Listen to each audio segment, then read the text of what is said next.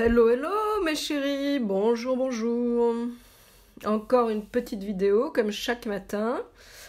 Aujourd'hui, nous n'allons pas traiter du dessin ou de la peinture, mais je voulais vous parler du herbier. Comment on fait un herbier?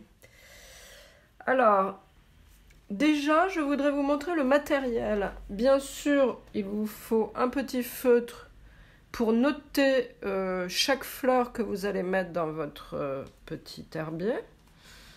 Donc il faut absolument un feutre. Il vous faut du papier buvard et un joli petit carnet.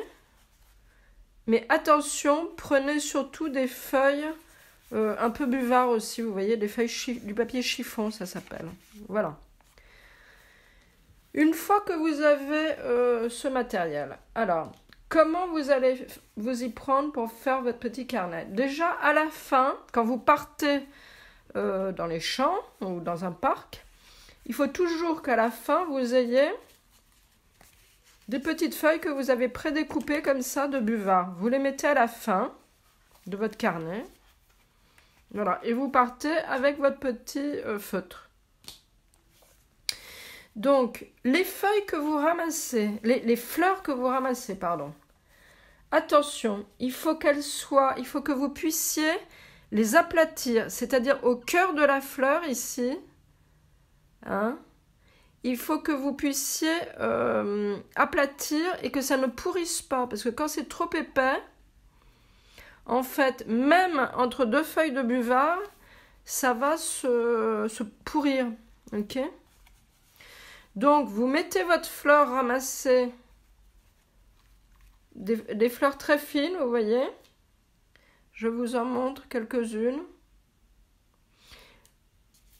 Ici, je vais vous montrer cette petite orchidée qui est plus épaisse que les autres. Voilà, cette orchidée, par exemple. Quand vous avez des feuilles d'orchidée, des fleurs d'orchidée qui tombent, tout de suite, vous les mettez entre deux feuilles de buvard.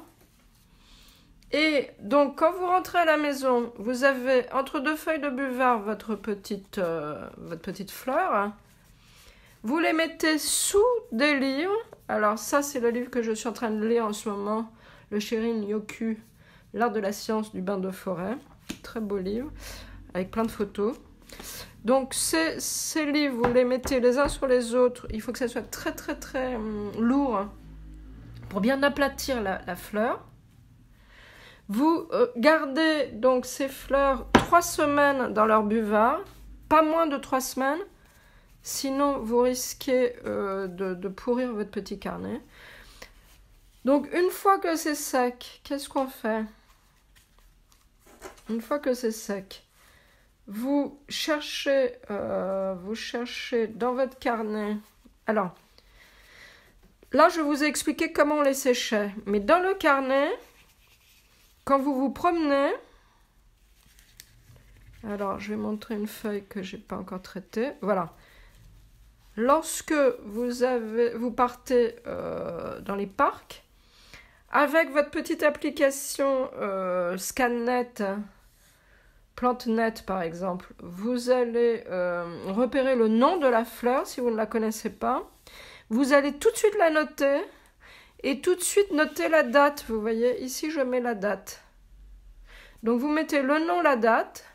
Et vous laissez l'emplacement pour, une fois avoir séché votre plante, ou votre fleur, vous pouvez, à l'endroit où vous avez écrit le nom, vous pouvez la scotcher comme ça, sur un côté. Et de l'autre côté, vous allez la dessiner, d'accord? Comme ça va vous entraîner. Donc, vous voyez qu'en juillet, voilà, je n'ai pas encore fini ces pages-là. Donc, vous voyez, je vais vous le montrer de près. Voilà les petites fleurs que j'ai ramassées en juillet et que j'ai séchées. Voilà, là, il y a une grande fleur, vous voyez. Donc, j'ai préparé, vous voyez, quand elles sont trop fragiles, les pétales tombent, mais c'est pas grave, vous les gardez, on va les coller après. Et donc, on s'amuse dans les trains ou dans le bus, quand vous avez du temps. Vous vous amusez, vous vous entraînez à les dessiner. Vous voyez? Voilà. Donc ça, c'est le mois de juillet. Je vais vous montrer ce que j'ai fini. Donc j'ai mis évidemment une page de titre. Je me suis amusée à dessiner 2019 l'herbier. Et ici, je vous montre un peu. J'ai écrit et rédigé des petits trucs. Voilà. Et je peins. Ici, vous avez la vraie fleur. Et ici, vous avez la fleur dessinée et peinte, vous voyez. Donc, on s'entraîne. Voilà, avec un petit peu de peinture acrylique qui va vous permettre de faire des fonds.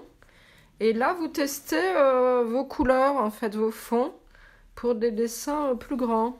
Vous voyez, donc si vous faites ça pendant 1 mois ou 2 de vacances, déjà, c'est un bon entraînement aux planches de botanique.